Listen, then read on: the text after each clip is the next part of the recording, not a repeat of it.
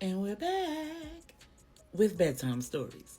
Grown-up edition, Queenpin 2.0, part 5. When we left off, the Queen Mother had found out that Jose, the head of the Venezuelan criminal organization, was in league with the Morenas out of Colombia. When Manny gave Jose an ultimatum, Jose made the wrong choice, and Manny got his lick back. Now, we still don't know what all happened and how things went wrong, but what we do know is the Queen Mother has positioned herself to be the Queenpin again, so that she can clean up the mess that the would-be junior gangsters created. And so far, she's given marching orders to her son Donovan, Stephanie, and Rennie. After hearing the terms for her absolution for the crimes that she committed over the past few months, Rennie asked, "So I have to end things with Donovan?"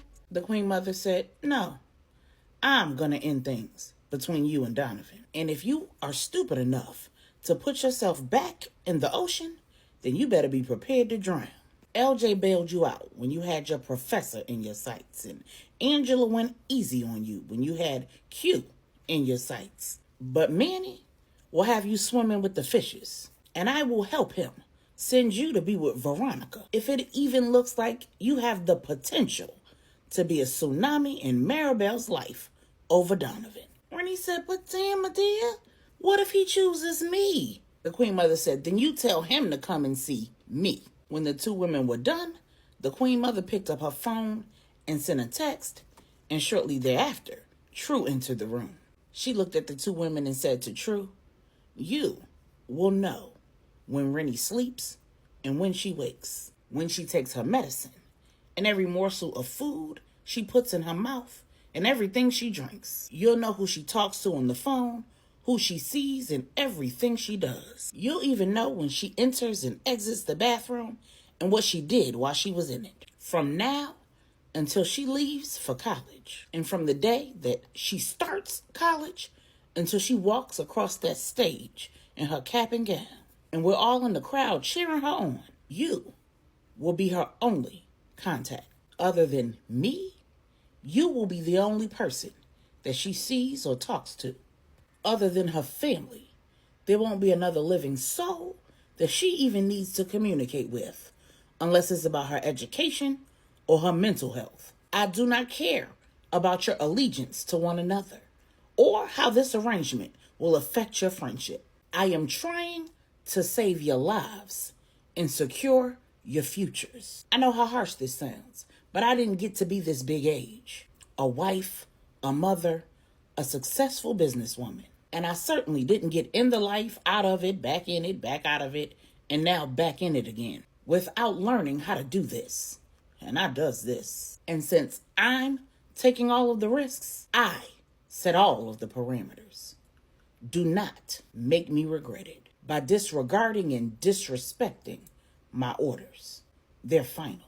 Believe it or not, I love you girls. But no, I'll kill you before I let your reckless, foolish, emotionally immature behavior hurt my family and destroy the legacies that the Baptiste, St. James, Charles, and Lopez families have built. Fearfully, Tru and Rennie said in unison, "Yes, ma'am." The Queen Mother said, "Now I need to know that you truly understand where I'm going here and why. So if you have questions, need clarification, ask now." Baby, they was tripping and falling over each other trying to ask every question they could think of. And the Queen Mother humored them. Rennie asked if she and Tru would be staying in Trinidad, going back to the States, or going somewhere else until she got into college.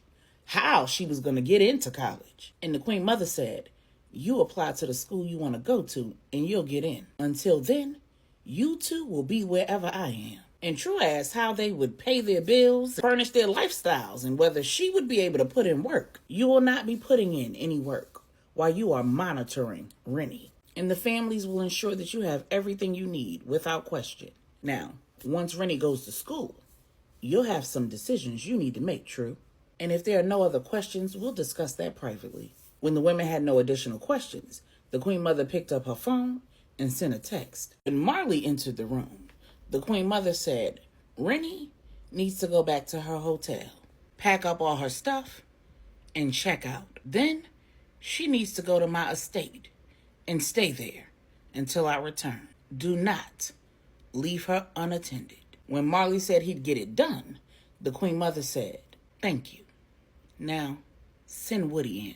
Tru was perplexed. She had no idea that Woody was even in Trinidad, let alone that he was at the safe house where they were having the round table meeting. When Woody entered the room, he nodded at Tru. She nodded back, and the Queen Mother smirked and said, "Y'all still pretending like y'all not in love?" When neither Tru nor Woody responded, the Queen Mother said, "At the end of this conversation, you're both going to have to make some major decisions. Crucial decisions that have the potential to change your lives forever. Don't lie to me, each other, or yourselves. To make the right decisions, we've all got to be honest. So I'll go first. When I was a little girl, my father was the head of the Baptiste family. He was highly skilled at identifying the strengths and the weaknesses of others. One of the reasons he wanted me to be his successor and not Samuel was because of my strength in research and observation. Not just observation, but observational interpretation. I don't just make inferences from what I observe. I do my research and confirm or deny my suspicions. I'm kind of like a meteorologist. I don't assume that simply because the sky is overcast, it's going to rain today. And I don't just turn on the Weather Channel and see what someone else has predicted. I go outside, examine the clouds in the sky for myself. And based on the forms that the clouds have taken, I can predict rain with accuracy. I know a nimbo-form cloud when I see one. And when a storm is in the distance, I know which way it's going. You know what else I know? When neither of them responded, she said, "People.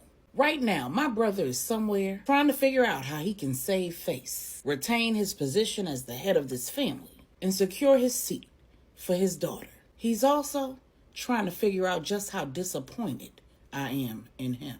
Samuel has spent his entire life trying to be our father, when being Samuel is more than enough. Unfortunately, he can't see that.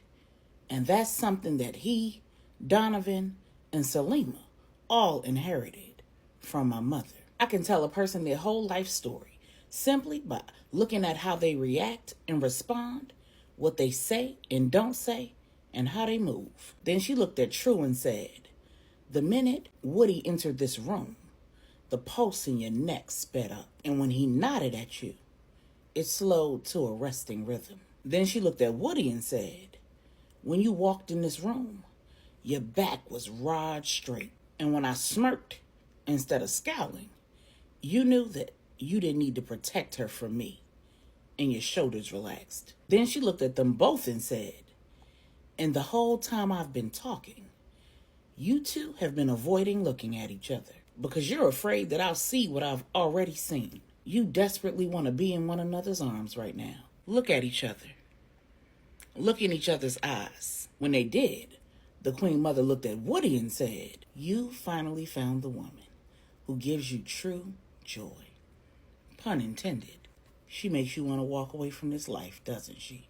When Woody chuckled, the Queen Mother turned and looked at Tru and said, "When they lowered Bo in the ground, you tried to bury your heart with him, but Big Wood resurrected it. You're learning the hard way that love has a life of its own." When Tru broke eye contact with Woody, the Queen Mother said, "I'm going to give you two the room. Give one another the support that you both need and only you two can provide. When I come back, I'll have questions, and I'll need honest answers." She stood up and strutted out of the room. When the door closed behind her, Tru laid her arms on the table and laid her head on her arms. And Woody audibly exhaled while swiping his hand down his face. Then Woody said, "The Queen Mother ain't no joke. I love that lady like I love my own mother, but she scared the hell out of me. All my life, I felt like when she looked at me, she was looking into my soul." Tru said, "Me too, but I thought it was because she didn't like me." Woody said, "No. If she didn't like you, you wouldn't be here right now. Word to the wise. Tell her whatever she want to know, little mama. And never, ever try to BS her. Matter of fact, if you ever see somebody else trying to BS her, take a couple of steps to the right and a few steps back. That way you don't catch a stray. When Tru laughed, Woody didn't. He stood up, and as he crossed the room to approach Tru, she stood up too and began crossing the room to meet him halfway while asking, "What do you think she's gonna ask us?" Woody wrapped his arms around Tru and said, "We gonna have to choose, Lil' Mama. The game or one another." Then he kissed her, long and soft. After several minutes, they heard a tap on the door, and the Queen Mother re-entered the room with Selima on her heels. When they were all seated, she said, "Now, tell me, how in the hell did Santiago Morena end up with a gun with Big Woody's fingerprints on it in a video with you?" And she pointed at Selima. "You," and she pointed at Tru, "Donovan and Rennie breaking into the house in Colombia where they were holding Jira. And how in the hell did Jira get away?" Selima said, "So after you left Trinidad and went to St. Lucia with Aunt Nadia so that you could grieve Pops Andy in peace, Donovan found me and told me that he sent his kids back to Dallas with Anya and Ron. Because after him and Uncle Nigel kicked it, Uncle Nigel told him to stay put, and he'd give him an answer about replacing him in the family business. So me, Tru, and Rennie decided to stay too and see what the verdict was going to be. Plus, I was waiting to hear from Uncle Manny about what he found out about Jose. So after a couple of days, Uncle Nigel contacted Donovan and Uncle Manny contacted me. Between the two of them, we had a clear picture of what we needed to do. And after I talked to my pops, we had an assignment. 5 months earlier, Samuel said, "So this is the script.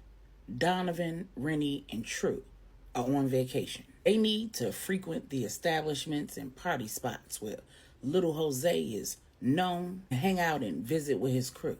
You need to lay low and collect information and give them direction. Donovan and Rennie need to pretend to be a couple, while Tru needs to be their single friend. She needs to attract little Jose's attention and ingratiate herself in his life. Get him around Donovan and let Donovan do his thing. This is a vacation, so they don't have a whole lot of time. The long game is going to require that Tru remain in contact with Lil Jose. Tell her what he likes, what he's into, what he does, and how he likes things done. Give her the bait that'll get him hooked. We need the layouts of his house, his father's house, their main businesses and meeting spots. And at the very least, we need them all wired for sound. But it'll be a bonus if she can wire them for video too, without getting caught. But don't hit the ground running too hard." Selima said, "Come on, Pops. I know the rules to the game. Surveillance, surveillance, and more surveillance." Samuel said, "Right, and another thing. Make sure that Rennie knows her job is to go along with the flow. She needs to be unproblematic. No unnecessary risks. And you need to stay low.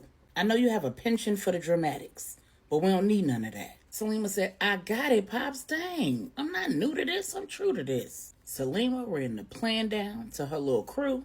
They all flew back to the States, got their affairs in order, spent time with their families. And then Selima flew to Venezuela private and alone. She was there for several days before Donovan, Tru, and Rennie flew to Venezuela commercial. They needed to begin their trip in the States, looking and acting like tourists. They also needed to be able to travel internationally under their assumed names. Selima was still using Deborah. Tru was still using Yael. Donovan had always used Max. And Rennie was using her club name, Princess. So that way, if Lil Jose and his team checked their file, everything would come up clean.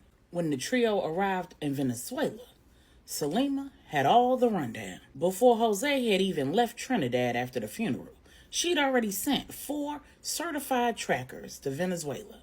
2 she put on Lil Jose, and 2 were waiting for Big Jose when he arrived home. So by the time she got there, they already had plenty of surveillance and information. And all she had to do was run down the details and participate in gathering information. When Selima ran down the plan for their first night in Venezuela, it was a Thursday. The crew agreed that some shopping in those Venezuelan streets was appropriate, And then Donovan said, but before we head out, Renee, I think me and you should practice being romantically involved.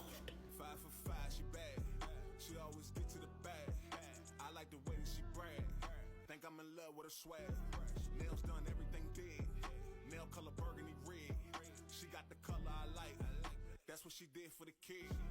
And I might throw her a stack. And she might